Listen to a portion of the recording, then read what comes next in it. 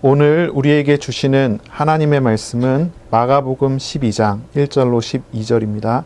제가 봉독하겠습니다.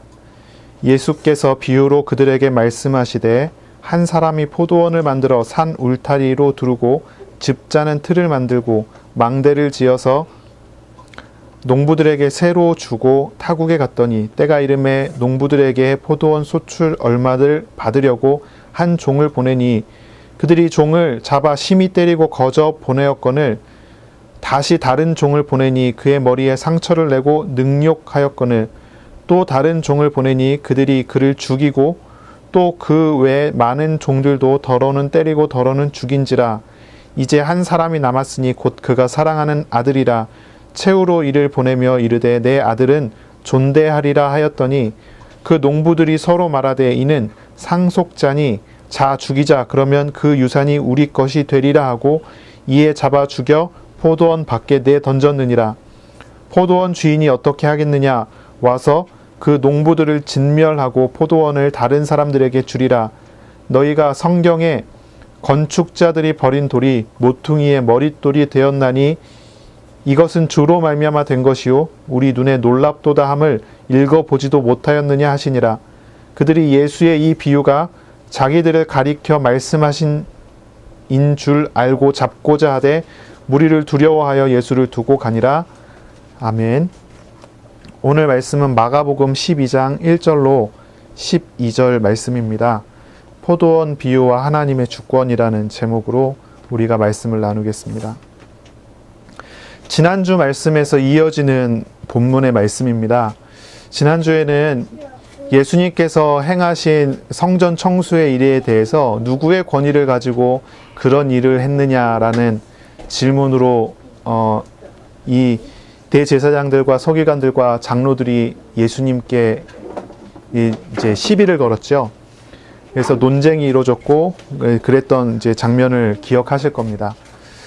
바로 그 권위에 대한 논쟁 이후에 예수님께서 바로 그들에게 들으라고 비유로 몇 가지를 얘기하십니다.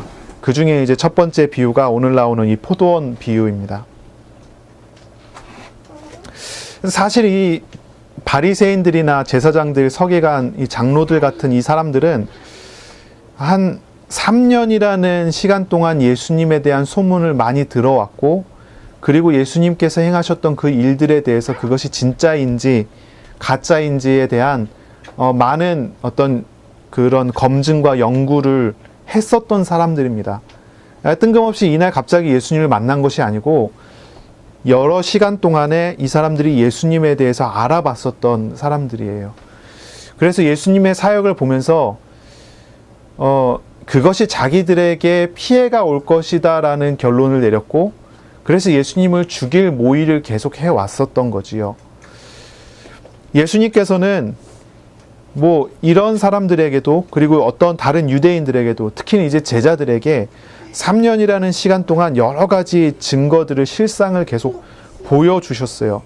제자들은 구약 성경이 증거하고 있는 그리스도가 바로 예수님이라는 사실을 확신할 수 있었고, 그리고 여러 반대자들도 예수님을 바라보면서 성경에 예언된 바로 그분이라는 것도 이 반대자들도 부정할 수 없는 증거들을 계속 보았던 거고, 예수님께서 계속 그걸 확증시켜 줬던 거지요.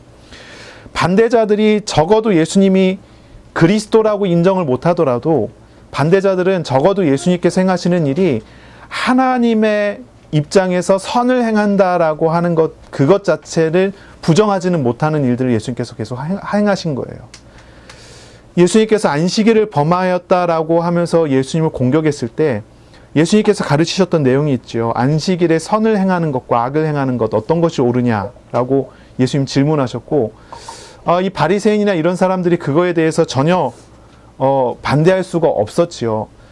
이런 일들을 계속해갖고 경험하면서 왔었던 거예요. 이 이스라엘의 지도층이라고 하는 이 사람들은 예수님께서 행하시는 일들이 하나님 앞에서 선을 행한다라고 하는 그것에 대해서 아무도 부정할 수 없는 그런 증거들을 계속 보여왔고, 이 반대자들조차도 그거를 부정할 수 없는 그런 상태였던 거지요. 그러니까 이 사람들이 예수님께 지난주에도 이제 시비를 걸 때 예수님께서 행하셨던 그 일이, 성전을 청소하셨던 일이 하나님 앞에서 선을 행한 거냐 아니면 그것이 악을 행한 거냐라고 하는 그런 질문을 하지 않았어요. 이 사람들이 예수님께 선악에 대한 질문을 하게 되면 자기들의 불리할 것을 당연히 알기 때문에 오히려 예수님을 올무에 매기 위해서 다른 질문을 한 거지요. 예수님이 행하셨던 그 일이 누구의 권위를 받아서 한 것이냐라고 하는 그런 질문을 해요. 그러니 그것이 선하냐 악하냐가 아니고, 그것이 하나님 앞에서 바르냐 틀리냐가 아니고, 그게 자기들의 법에 맞느냐 틀리냐라고 하는 그런 질문으로 몰고 간 거예요. 그러나 예수님께서 그 질문을 이제 들으시고 그들이 원하는 대로, 그들이 요구하는 대로 해주지 않고 도리어 이것을 바꿔서 그것이 하나님 앞에서 선이냐 악이냐라고 하는 질문으로 돌려서 이야기를 하는 거예요. 그 질문에 대해서 이 사람들이 대답하지 않습니다. 대답하지 않아요. 말을 아예 피해버립니다. 하나님 안에서, 하나님 앞에서 그것이 선이냐 악이냐라고 하는 그런 대답을 하지 않는다는 거예요. 그리고 그들에게 예수님께서 말씀하시기 시작을 한 거지요. 그들이 요구하는 것이, 그들이 말하는 것이, 그들이 예수님께 시비 거는 것이 실제로 어떤 것인지에 대해서 비유로 확실하게 가르치십니다. 그 비유가 바로 오늘에 나오는 이 포도원 비유예요. 포도원 비유입니다. 그들이 정한 규칙과 그들이 정한 전통이라는 것이 하나님 앞에서 선하냐 틀리냐라고 하는 거예요. 그러니 뭡니까? 그들이 정한 그 테두리 안에 있는 것이 아니라 그 밖에서 이야기를 하는 것입니다.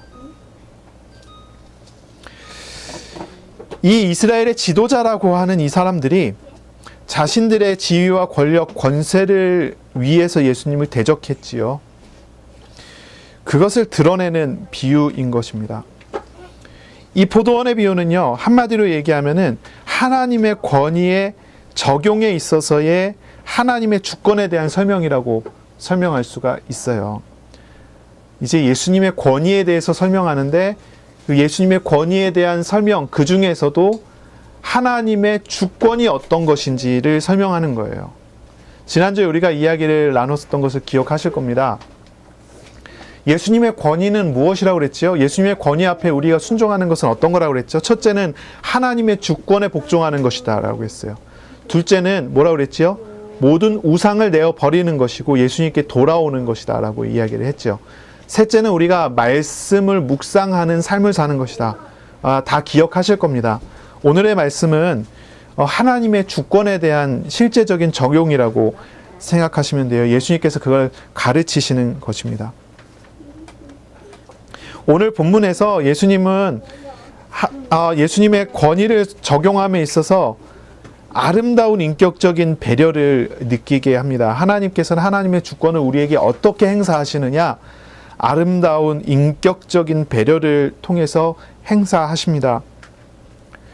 하나님은 자신의 권위를 행사함에 있어서 강세로 행사하시기보다는 인격적으로 오래 참으며 깨닫게 하고 알게 하고 순종하도록 도우시는 일을 계속 해 오셨습니다.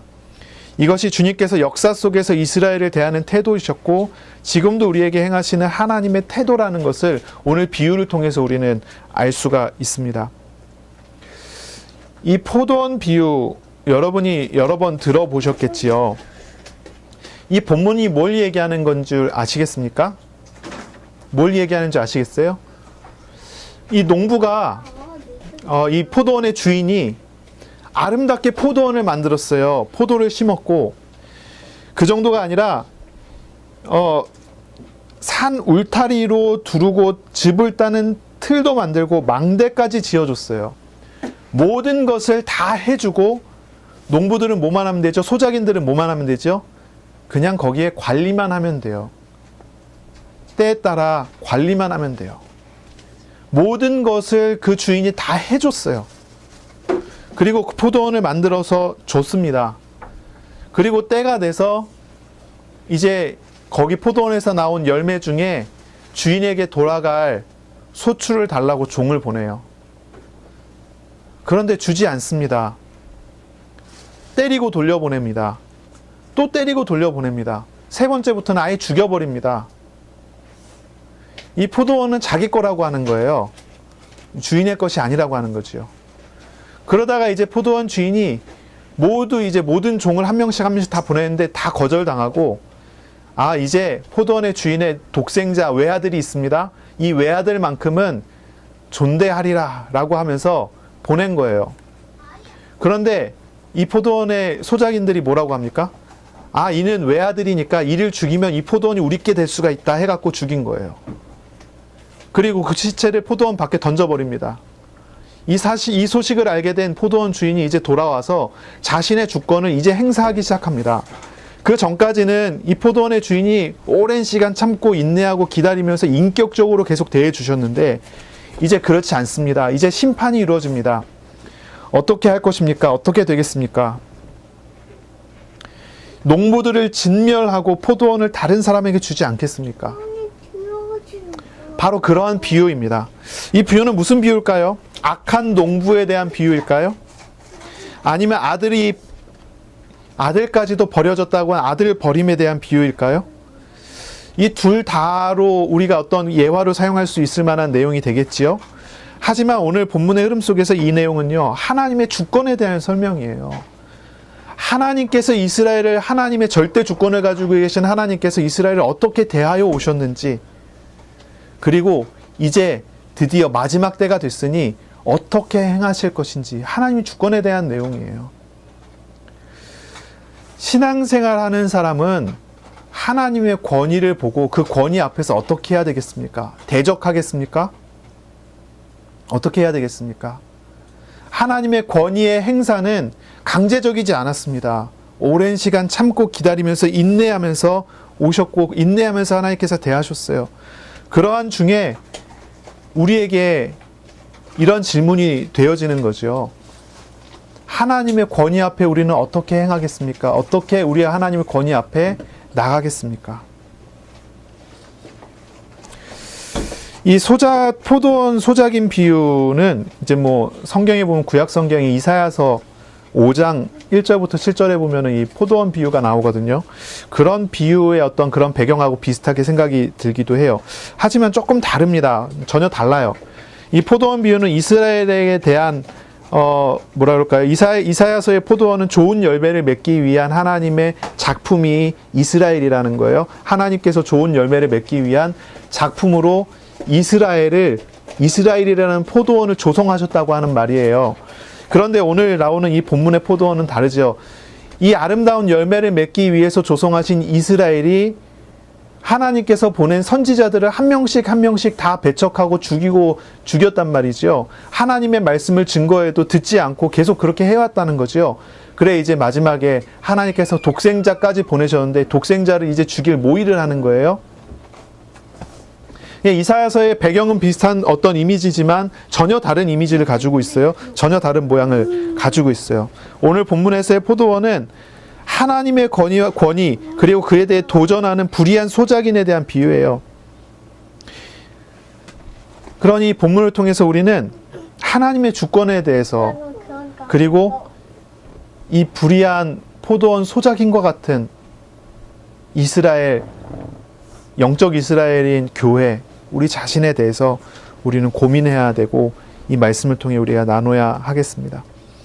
오늘 본문의 이 내용은 당시 이스라엘에서는 일어날 법한 그러한 일을 얘기를 하신 거예요. 이스라엘은 포도원이 조성하기에 그래도 그나마 이스라엘의 땅은 다른 농사를 짓기는 어렵지만 포도원으로 조성하기에는 그나마 괜찮은 그런 땅이에요. 이스라엘에 돈 좀 있고 이제 좀 능력이 있는 사람들은 이스라엘의 포도원을 조성해 놓고 거기에 소작인에게 소작을 주고 다른 나라로 들어가서 사는 사람들이 많았어요. 그렇기 때문에 여기서 이제 그 소작인들과 주인 사이의 분쟁이라는 것들이 심심찮게 일어나는 그런 내용들이었죠. 특히나 이제 포도원 주인의 착취 같은 것이죠. 포도원 주인의 착취, 소작인들을 너무 괴롭히고 고통스럽게 하고 이 소작인이 이제 나오는 열매의 대부분을 이제 빼앗아 간다든지 하는 그런 부분이 사회적인 문제가 됐던 거예요. 그 당시에. 하지만 오늘 이 본문은 그런 이야기하고는 많이 다른 거예요. 마땅히 주인이 착취하는 그러한 소문과 그러한 내용들이 많이 논의가 되고 있는 당시의 사회 속에서 좋은 포도원 주인, 아주 선한 포도원 주인을 이야기를 해요. 그러니 이 당시에 이 비유를 듣고 있던 사람들은 어떻게 생각하겠어요? 성전에서 이 비유를 듣고 있던 사람들은 저 포도원 주인은 정말로 미련하다. 정말로 미련하다. 그렇게 생각하지 않겠어요? 첫 번째 종을 보냈을 때 소출을 주지 않고 핍박해갖고 박해하고 돌려보냈을 때 군대를 보내야 되는 거 아니겠어요? 그런데 그 포도원 주인은 너무 미련해요. 인격적인 권유를 계속해요. 인격적인 태도를 계속 보이세요. 얼마나 미련한지. 그러니 그런 상황이에요. 예수님의 비유 속에 등장하는 이 포도원 주인은 너무 선한 사람이에요. 소작인들의 불편과 고통을 면해줄 수 있는 시설을 다 만들어주고, 보통 그렇습니까? 안 그렇잖아요. 그냥 땅을 그냥 선으로 그어놓고 이게 내 땅이다, 거기 들어가고 해라. 그리고 소출을 내놔라. 그래, 쥐어짜지 않겠어요? 그런데 이 주인은 그렇지 않아요. 세상에 이런 사람이 어디 있겠어요?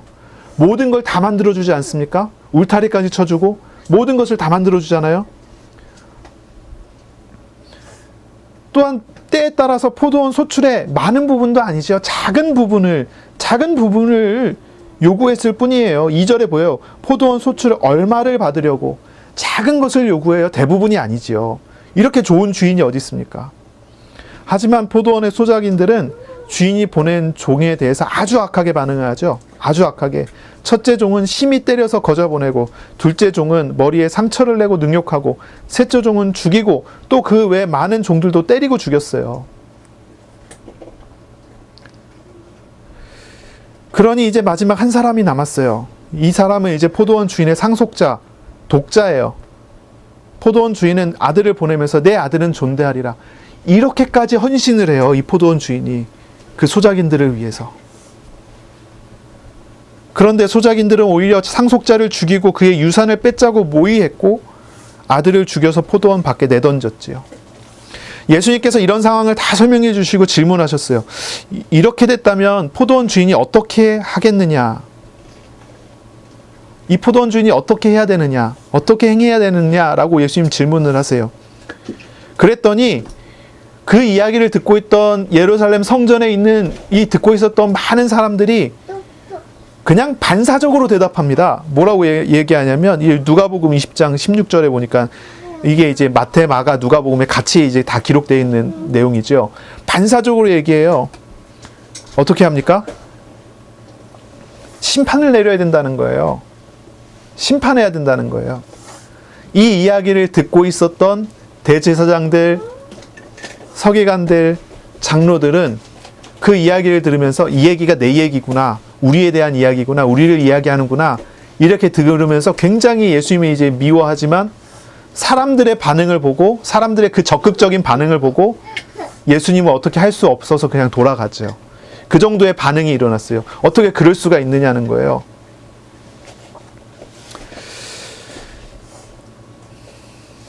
예수님께서는 이 비유의 결론을 내시기를 어떻게 내셨습니까? 농부들을 진멸하고 포도원을 다른 사람에게 줘야 된다.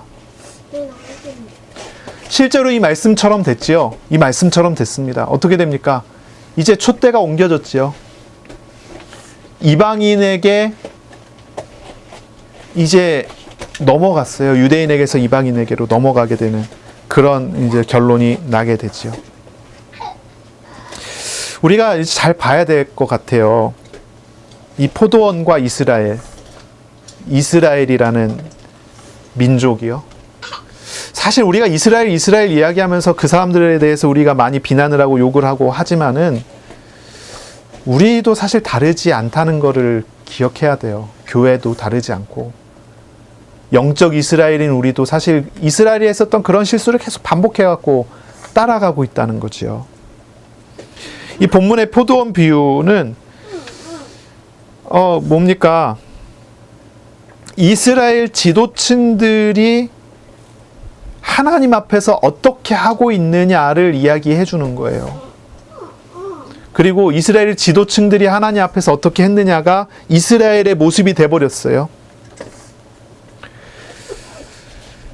이 비유에서 포도원 주인은 하나님이죠. 농부들은 이스라엘입니다. 이스라엘은 하나님 앞에 바르게 서지 않았습니다. 하나님께서는 이스라엘과 언약 관계를 맺고 복을 주셨어요.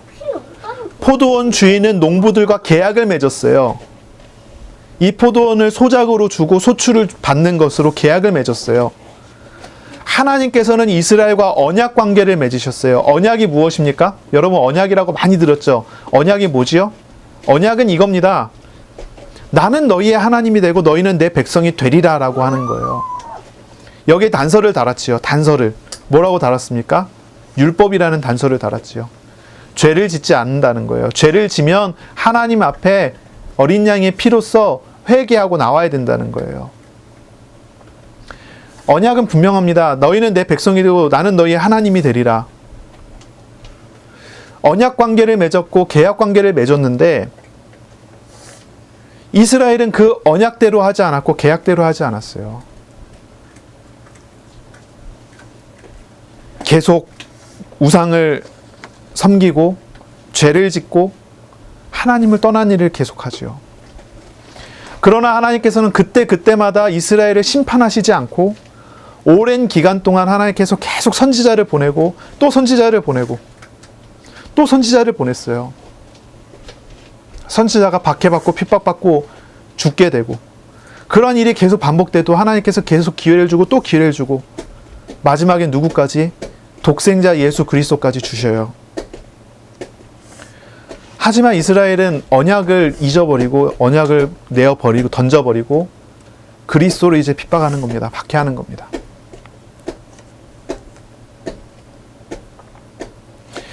하나님께서 주신 놀라운 언약과 그 관계를 이스라엘은 완전히 무시해버리는 거죠. 이스라엘은 하나님을 찾고 하나님께 나아가기보다는 하나님을 이용해서 이 우상을 섬겨요. 하나님을 섬기기보다는 하나님을 이용하고 하나님을 대신할 만한 것을 만들어내기 시작해요. 하나님의 주권에 복종하고 순종하기보다는 스스로가 컨트롤할 수 있는 우상을 만들어냈고 그것을 섬기기 시작했어요.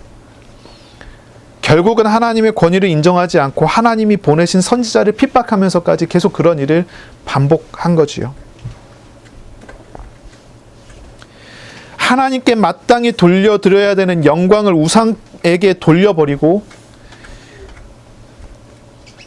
하나님과 맺은 언약 계약을 지키지 않기 위해서 하나님 보내신 선지자를 박해하고요.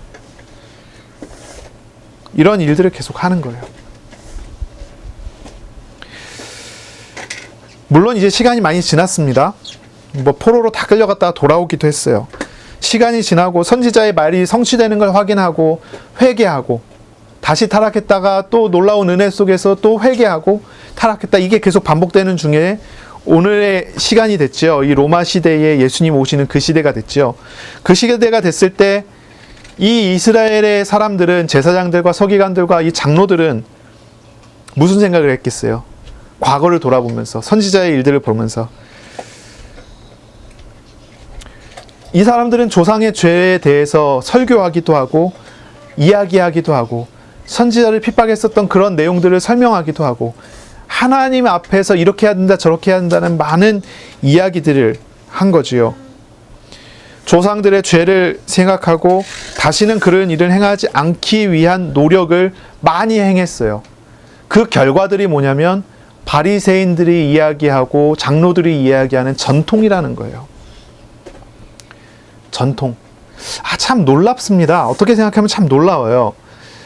하나님께서 우상에 대한 죄를 지적하시고 선지자를 보내서 그것을 지적하시고 회개하게 하시고 돌아서게 하시고 기회를 주셔서 사람들이 회개했죠. 회개하면 사람들이 어떻게 해야 되죠? 이젠 다시 우리가 죄 속에 빠져들어가고 우상을 섬기지 말고 하나님을 섬겨야 되겠구나. 그래야 되잖아요. 그렇죠? 안 그렇습니까?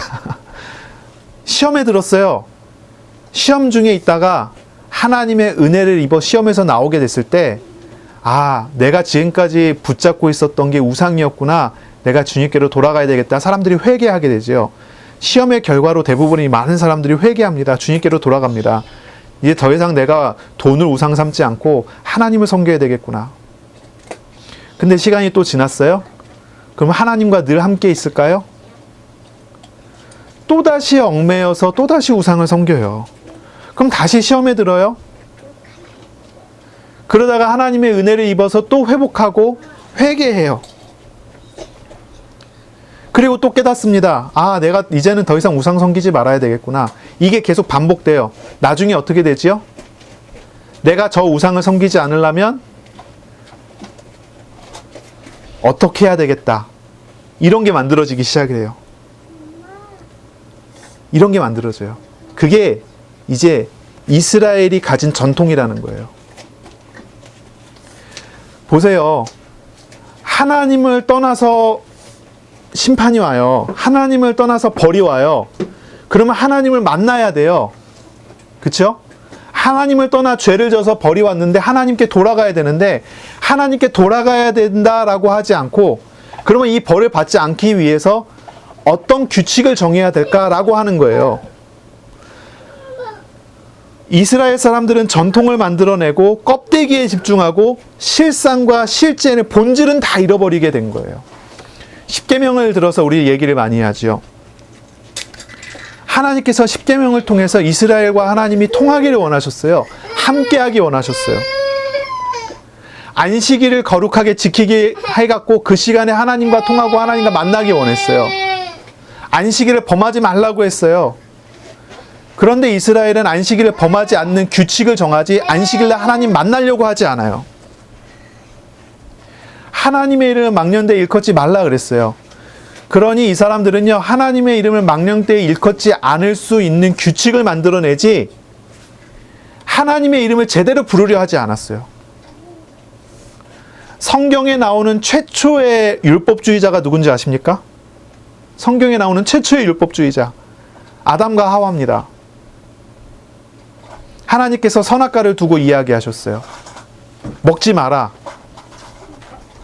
선악과는요, 동산 중앙에 있는 나무예요. 늘 가까이 있고 늘 가까이 보지만 먹지 말아야 돼요. 그걸 볼 때마다 하나님의 주권을 생각해야 돼요.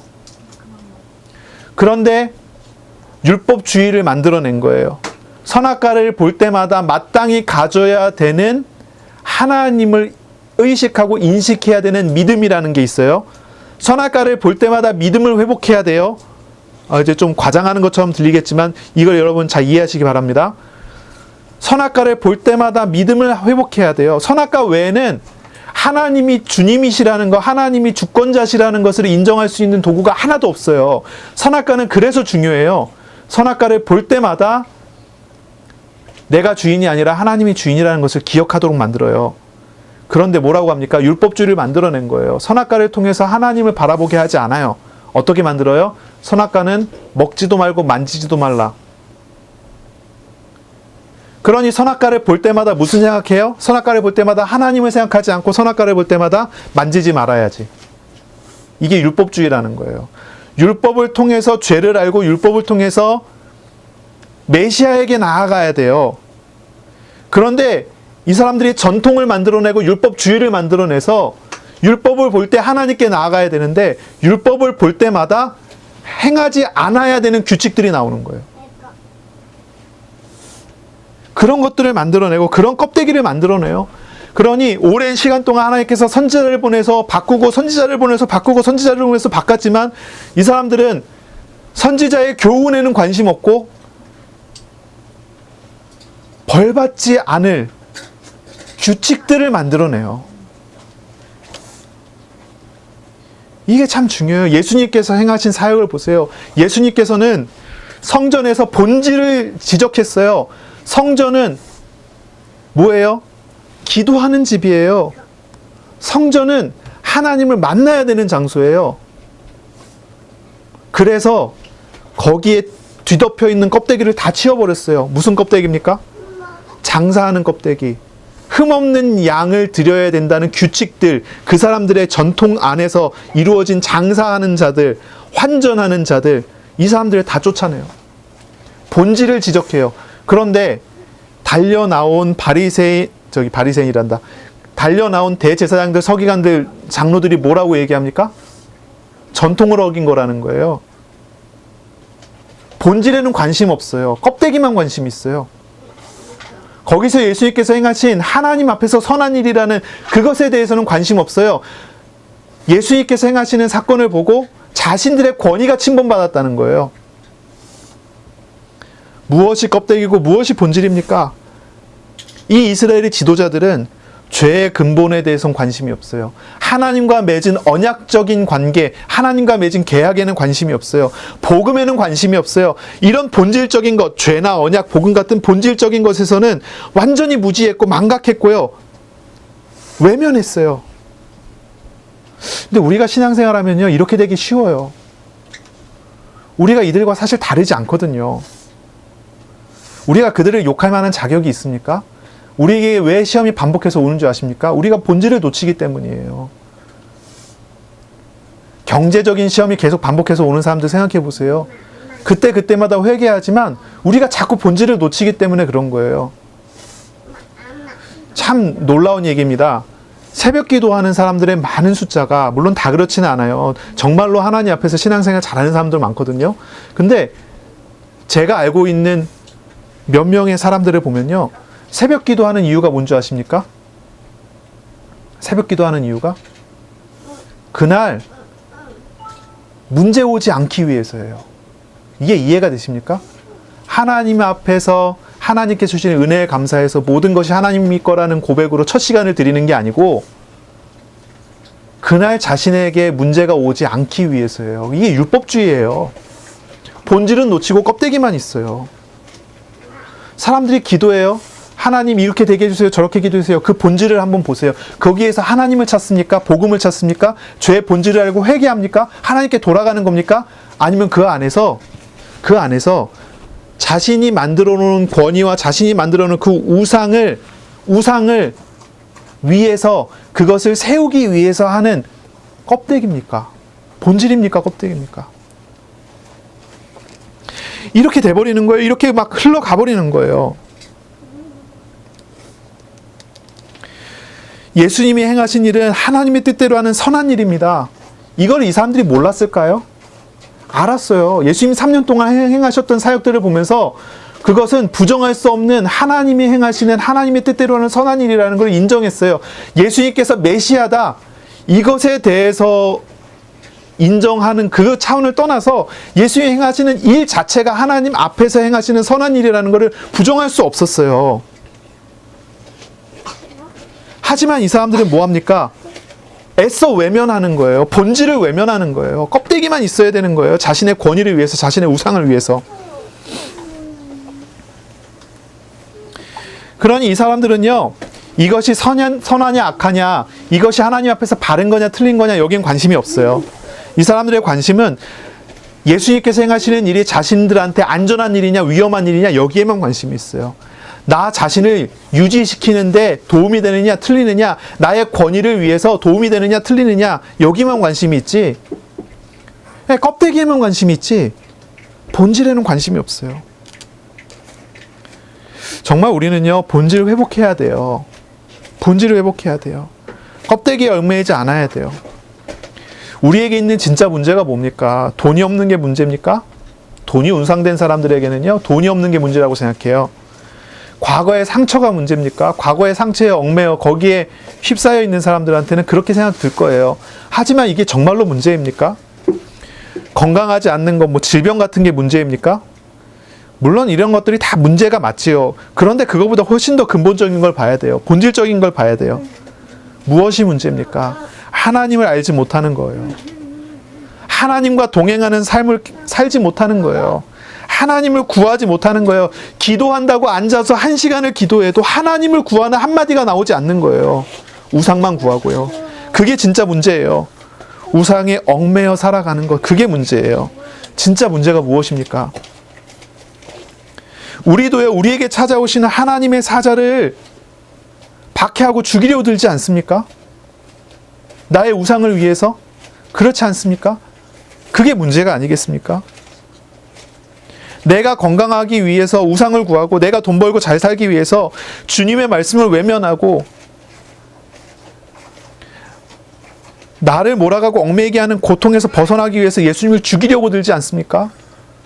이사야서 66장 3절에 보면 겉으로는 소를 잡아서 하나님께 제사 드린다고 하지만 제물과 함께 내 죄가 십자가에 못 박혀야 되는데 그렇지 않잖아요. 실제로는 살인하는 것과 다르지 않단 말이지요.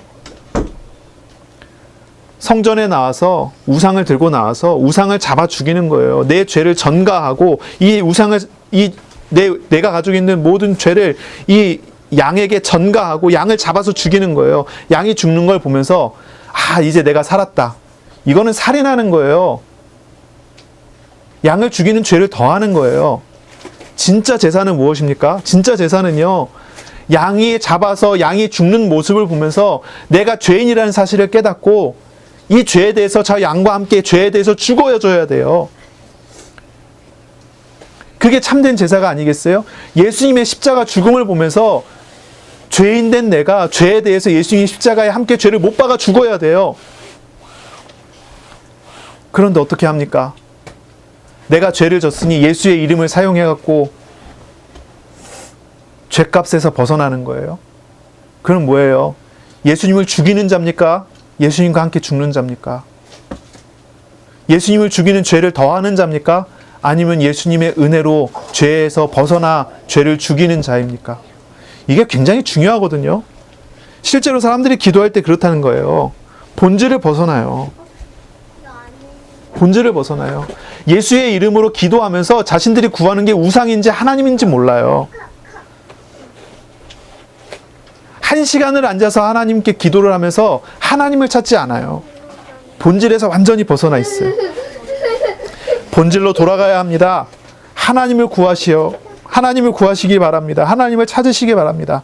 하나님 앞으로 돌아가시기를 바랍니다. 예레미야 선지자를 여러분이 잘 아시죠? 예레미야 선지자. 이 예레미야 선지자는요, 참 어떻게 보면요, 뭐라고 해야 될까요? 참 아무도 예레미야의 말을 듣지 않는, 하나님의 말씀을 외치지만 아무도 예레미야의 말에 귀를 기울이지 않는 그런 선지자예요. 이 예레미야 선지자가 외치지만 아무도 듣지 않아요. 여러분 잘 아시지 않습니까? 예레미야가 하나님 말씀을 전했더니 예레미야를 시위대 뜰에 감옥과 같은 곳에 가둬놔 버려요. 사람들이 예레미야에게 요구합니다. 너 선지자니까 하나님께 기도하고, 너 선지자니까 우리가 승리하고 이긴다고 하는 어떤 그런 예언들을 해달라. 그러나 예레미야가 무슨 예언을 합니까? 이스라엘이 망한다는 예언을 하지 않습니까? 하나님의 말씀을 증거해요. 죄와 우상은 무너져야 된다고 증거해요. 아무도 듣지 않아요. 예레미야의 말을 들어보세요. 예레미야 33장 11절부터 13절인가요? 제가 읽겠습니다. 여호와의 말씀이니라. 너희를 향한 나의 생각을 내가 아나니 평안이요 재앙이 아니니라. 너희에게 미래와 희망을 주는 것이니라. 그러므로 이야기합니다. 너희가 내게 부르짖으며 내게 와서 기도하면 내가 너희들의 기도를 들을 것이요, 너희가 온 마음으로 나를 구하면 나를 찾을 것이요, 나를 만나리라 라고 이야기했어요. 다시 말해서 이스라엘 중에 하나님께 부르짖고 하나님을 찾고 하나님께 기도하는 자가 없어요. 아무도 없어요. 이 이야기를 아무도 귀담아 듣지 않아요. 예레미야 33장에 보니까요, 일을 행하는 여호와, 그 일을 지어 성취하는 여호와, 그 이름을 여호와라 하는 자가 이같이 이르노라 얘기해요. 너는 내게 부르짖으라. 내가 응답하겠고 너가 알지 못하는 크고 비밀한 일을 너희에게 보이리라. 크고 은밀한 일을 너희에게 보이리라. 기도하래요. 본질이 뭡니까? 하나님을 만나는 거예요. 하나님 기도하고 하나님과 통하는 거예요. 하나님 앞에 나가는 거예요. 그게 실제예요. 그게 본질이에요. 근데 그렇게 하지 않는다는 거죠. 껍데기를 다 만들어 놓고 본질에서 벗어나요. 하나님께서 이스라엘과 교제하기 위해서 율법을 주셨는데 율법을 핑계로 율법주의를 만들어서 하나님과 교제하지 않아요.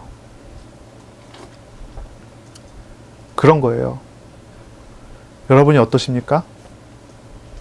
여러분이 신앙생활에 어떤 규칙을 만들어내고 신앙생활을 하지 않습니까? 이렇게 하고 저렇게 하고 그렇게 하고 아침에 일어나서 기도하고 아침에 뭐 하고 어떤 사람은 시간을 정해놓고 기도하는 시간 만들어서 기도하고 어떤 사람은 시간을 정해놓고 정시 찬양을 하기도 하고요. 교회 스케줄에 따라 뭐 여러 가지 것들을 만들어서 뭐 어떤 그런 것들을 행하지 않습니까? 그런데 그 속에 하나님이 계십니까? 이런 질문이 굉장히 중요하지 않겠어요?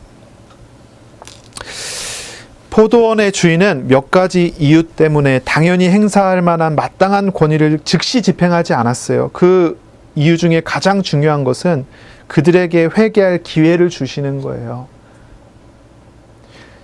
이 비유 자체가 이스라엘과 하나님의 상황을 100% 반영한 비유는 아니에요. 분명히 아니죠.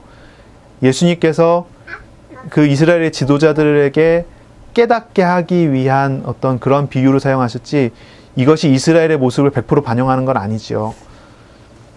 포도원의 주인은 그 소작인들에게 회개할 기회를 주는 그런 마음으로 행했어요.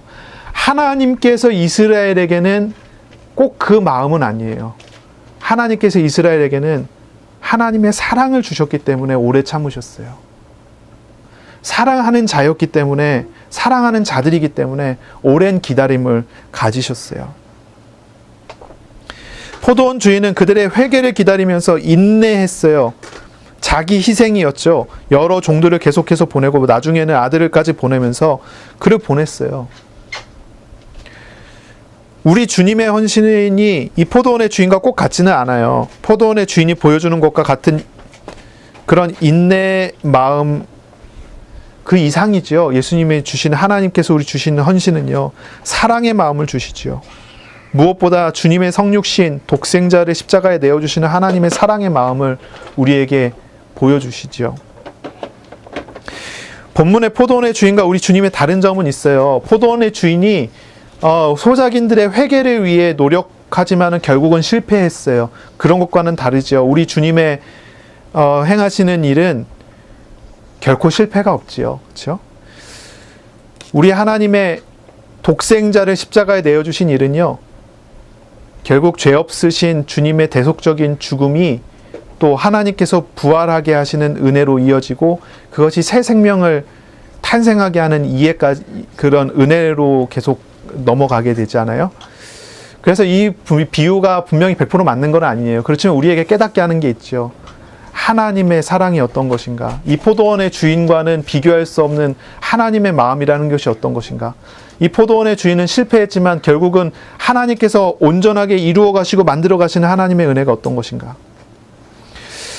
오늘 본문의 10절, 11절에 보면은 버림받은 돌이 모퉁이 돌이 된다고 이야기를 해요. 건축자들이 버린 돌이 모퉁이 돌이 돼요. 그냥 아무 건축자나 버린 돌이 모퉁이 돌이 됩니까? 아니죠. 하나님께서 개입하시니까 버린 돌이 모퉁이 돌이 됐어요.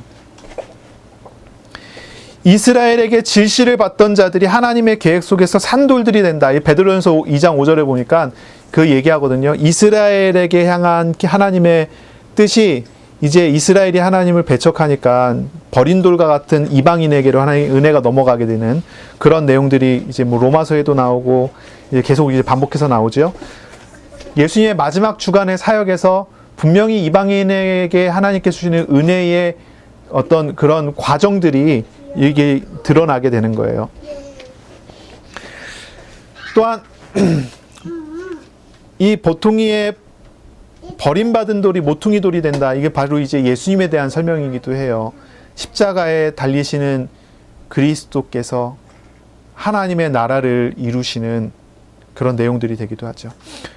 또 이제 포도원 주인의 설득의 실패, 은혜가 있죠. 그것과 달리 또 주님께서 선택하시는, 하나님이 택하신 사람들을 아주 효과적으로 부르시는 소명의 은혜, 그리고 부름받은 사람이 거듭나게 되고, 그리고 주님의 은혜를 깨닫게 되므로 회개하게 되는 것, 이게 이제 이 비유하고 다른 점이죠. 이 비유에서는 계속 설득하지만 실패하잖아요. 그러나 우리 주님께서는 그렇지 않아요. 구원할 자를 미리 정하시고 효과적인 부르심을 하시고, 부름 받은 사람이 거듭나죠. 중생한다 그러죠. 죽었다 다시 살아나죠. 그리고 중생하게 되면서 이 사람들이 회개하게 돼요. 그래서 어떤 효과적인 부르심이 이어지죠. 이제 포도원 주인이 종들을 보냈다가 마지막으로 이제 아들을 보내는 것, 이것이 또 상징하고 있는 것은 마지막이라는 것을 상징해요. 마지막이라는 거예요. 이제 예수님께서 잡히시고 십자가에 달리실 것입니다. 이것은 택하신 자들을 위한 대속적인 구원의 수단이면서 또 죄인에 대한 심판의 선언이기도 해요. 마지막이에요. 계속 종들을 보냈지만 마지막에 아들을 보냈어요. 그렇죠? 하나님께서 선지자들과 많은 것들을 보냈지만 이제 마지막으로 독생자를 하나님께서, 아들 하나님을 보내셨어요. 이게 이제 마지막이라는 거예요. 마지막. 이 마지막은 두 가지의 마지막이죠. 구원할 자에게 주시는 놀라운 은혜이며 죄인에 대한 심판의 선언이 되죠. 마태복음 21장 43절에 포도원을 다른 사람에게 넘겨주고 이제 그것은 왕국을 열매 맺는 사람에게 허락하시는 겁니다. 마지막 기회가 되고 마지막 때가 돼요. 이제 예수님의 권위 아래에 있기를 거절하는 이스라엘의 대제사장들, 서기관들, 장로들, 그리고 그들을 따르는 사람들은 하나님의 심판대 앞에 서게 됩니다. 자신들의 지위와 권위를 세우기 위해 한 그들의 노력은 결국은 복음을 거부하고 그리스도를 죽이려는 결정으로 나갔어요. 주님의 권위에 순종하지 못하는 그들의 생각과 고집은 그들을 높여주기보다는 그들을 결국 깊은 땅속 지옥으로 끌고 들어가게 하는 올무가 되어버려요. 우리가 신앙생활하는 거, 우리가 예수 그리스도를 믿는 거, 예수님의 십자가와 부활의 실상 믿고 그리고 주님과 함께 살아가는 것, 이거는 마지막이라고 하는 그런 단어로 연결해서 생각을 해야 됩니다.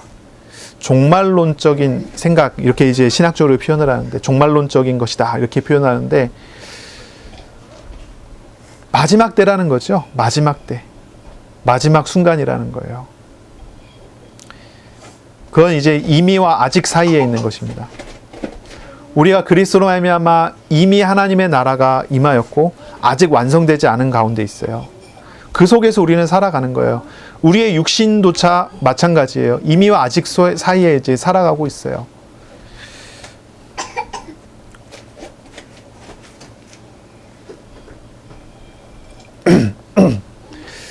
예.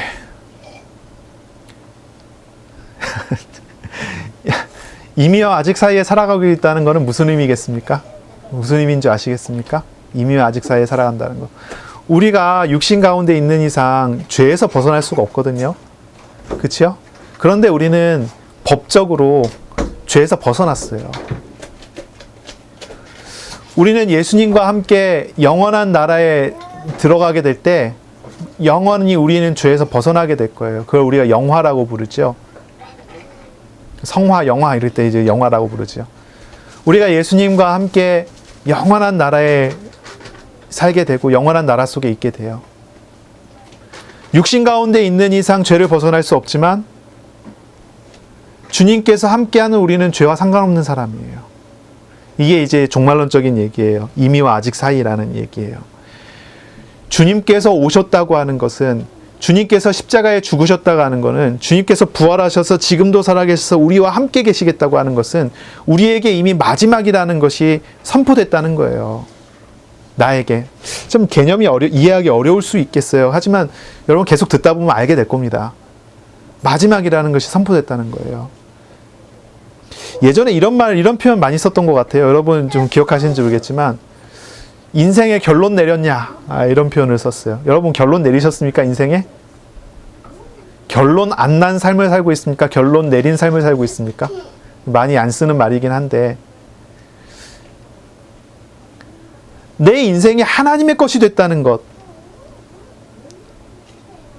나의 삶과 나의 모든 것이 하나님의 손 안에 있게 됐다는 것, 하나님의 은혜 안에 있게 됐다는 것, 그거를 확신하고 그것을 믿고 나아가는 거예요. 예정론, 우리 장로교회는 예정론을 믿죠. 여러분 잘 아시는 것처럼 우리 개혁교회는, 개혁 장로교회는 예정론을 믿어요. 예정론이라는 것이 무엇입니까? 하나님께서 모든 것을 예정하고 작정해 주셨다는 거예요. 이거는 심지어 어느 정도까지냐? 선택과 유기가 작정됐다는 거예요. 선택과 유기. 선택은 구원할 자를 하나님께서 미리 선택해 놨다는 거고, 유기는 내버려 둘 사람을 하나님께서 미리 선택해 놨다는 거예요. 예정론은 아주 강력하죠. 하나님의 절대 주권을 이야기할 때 예정론을 이야기를 해요. 예정론을 믿지 않는 사람은 하나님의 절대 주권을 믿지 않는 거예요. 확실히 그렇죠. 그러니 예정론에 대해서 우리는 얘기를 해요. 예정론을 믿는 사람은 믿지 않는 사람하고 많은 차이가 있어요.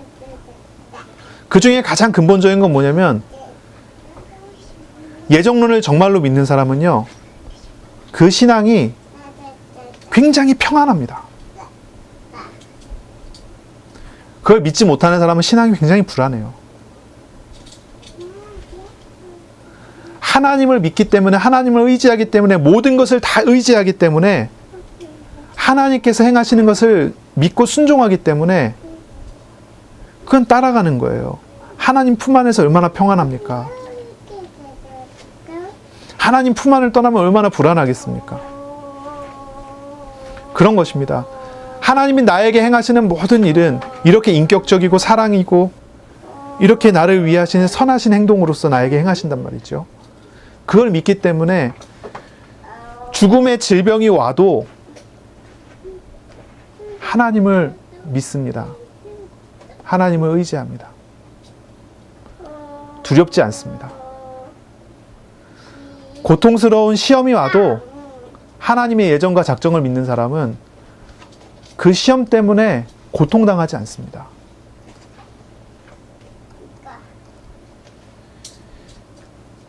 신앙이라는 게 분명히 그런 것입니다. 그렇게 나타나는 것입니다. 종말론적인 이야기를 하다가 이렇게 이야기를 하게 됐죠. 이미와 아직 얘기를 하다가 이렇게 됐죠. 중간에 갑자기 본문에 없는 내용들이 나와갖고 그러는데,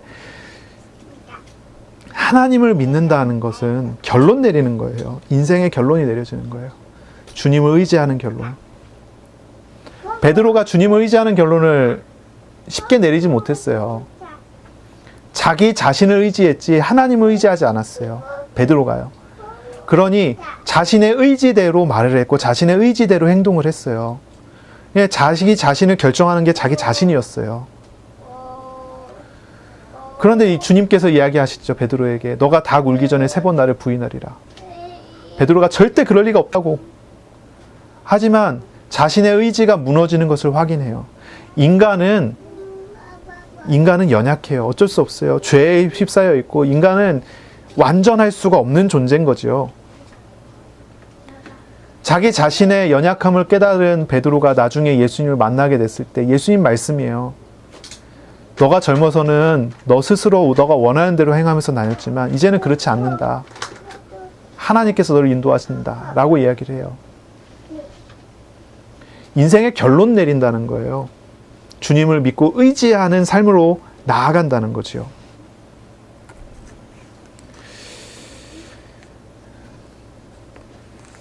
예수님께서 오셨다고 하는 것은 분명히 그런 의미인 거예요.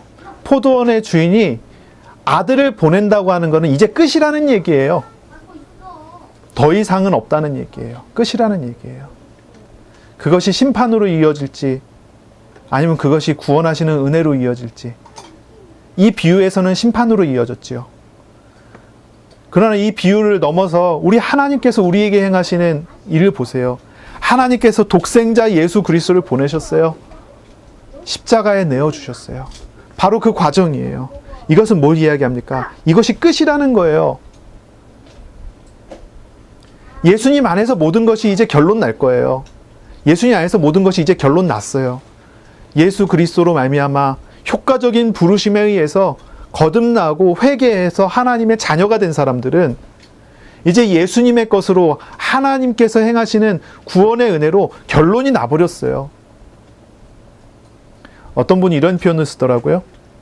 망하기 위해서 노력해도 망할 수 없는 사람이 됐다. 이렇게 표현을 하더라고요. 하나님의 자녀가 된 사람은 망하기 위해서 노력해도 지옥에 떨어질 수가 없어요. 망할 수 없어요. 어떤 수단과 방법을 사용해도 결국은 천국에 있을 것이다. 좀 과도한 표현이죠. 과도한 표현이에요. 왜냐하면 하나님의 자녀가 된 사람은 하나님께서 그 사람과 함께하면서 하나님이 책임지실 것이기 때문에 과도한 표현이라고 생각을 해요. 스스로 죄에 휩싸여서 스스로 죄를 짓고 스스로 우상에 휩싸여서 우상을 끝까지 따라가도 결국은 하나님의 함께하는 사람이라면 그 속에서 시험을 당하고 그 속에서 구원하신 하나님의 일을 보고 그 속에서 회개할 수 있는 기회를 주시겠지요. 물론 구원받지 못했으면서도 구원받았다고 착각한 사람들은 그대로 망하겠죠. 이건 다를 것입니다. 그런 구체적인 상황은 하나님께서 아실 것입니다. 저는 잘 모르지만 지금 우리가 나누고자 하는 것은 결론적인 거예요. 종말론적인 생각을 가져야 된다는 거예요. 이 비유를 통해서 우리에게 보여주는 건 분명한 거예요. 아들이 왔답니다. 왔어요. 예수님께서는 그 전에 왔었던 다른 종들과 달라요. 예수님께서 오셨어요. 그리고 이스라엘의 지도자 앞에 쓰셨어요. 이제 예수님은 그 사람들 앞에서 서서 이야기하는 거예요. 포도원 주인이 어떻게 행하겠느냐? 어떻게 해야 되겠느냐? 그 사람들 앞에서 예수님께서 질문 던지신 거예요. 이게 끝이에요. 그것은 이제 단순히 포도원 주인의 행동을 이야기하는 게 아니에요. 독생자 예수께서 오셔서 행하시는 십자가와 부활 이후에 이제 행하시는 하나님의 사역에 대한 설명이에요. 하나님께서 어떻게 행하시겠느냐? 우리는 이제 예수님 믿고 구원받았어요. 구원받은 우리에게 말씀하시는 거예요. 하나님께서 어떻게 행하시겠느냐? 우리는 어떻게 살아야 합니까? 어떻게 살아야 합니까? 다시 돌아가서 우리 생각해 봐야 돼요. 우리는 어떻게 살아야 됩니까? 본질을 회복하면서 살아야 합니다. 은혜를 입어 하나님의 자녀가 된 우리는요, 본질을 회복하면서 살아야 됩니다. 우상이 아니라 하나님을 구하고 찾는 사람들이 돼야 돼요. 하나님의 절대 주권을 인정하고 하나님의 주권 아래에서 순종하는 사람이 돼야 돼요. 본질에서 벗어나지 않고 하나님을 찾는 것. 하나님을 대신하는 다른 것들로 벽을 쌓는 것이 아니에요. 모든 벽을 무너뜨리고 하나님께 나아가서 하나님과 통하는 사람이 되는 것입니다. 우리는 어떻게 살아야 합니까? 이렇게 결론 내려야 돼요. 내가 하나님을 의지하면서 살겠다라는 결론. 또 하나님의 성품, 하나님의 사랑하시고 인내하시는 하나님, 인격적으로 우리를 대하시고 오래 참으면서 우리에게 찾아오시는 그 하나님을 알고 그 하나님을 닮아가는 삶을 살아야겠지요. 주님의 마음과 생각을 배우고 주님을 닮아가는 그런 은혜를 입어야 하겠습니다. 그러한 삶을 살아가기를 바랍니다. 정말로 한 주간 기도하시면서 주님을 찾으시고 본질을 회복하시고 그리고 주님과 함께하는 은혜를 누리시기를 예수님의 이름으로 축원합니다. 아멘. 기도하겠습니다. 살아계시고 역사하시는 우리 주님, 연약한 사람들을 모아놓고 말씀하시고 말씀하시며 함께하시는 은혜를 주셨으니 감사합니다. 연약한 우리들 주님을 찾고 주님을 알고 오직 주님과 동행하는 그런 삶을 살게 하여 주옵소서. 우리에게 있는 모든 우상과 주님을 대신하려고 하는 모든 껍데기들을 다 내어버리게 하시고 오직 우리에게 찾아오신 사랑의 하나님을 의지하며 주님과 함께 살아가는 그러한 한 주간이 되도록, 그러한 오늘이 되도록 복 내려 주옵소서. 감사하고 예수 그리스도 이름으로 기도합니다. 아멘.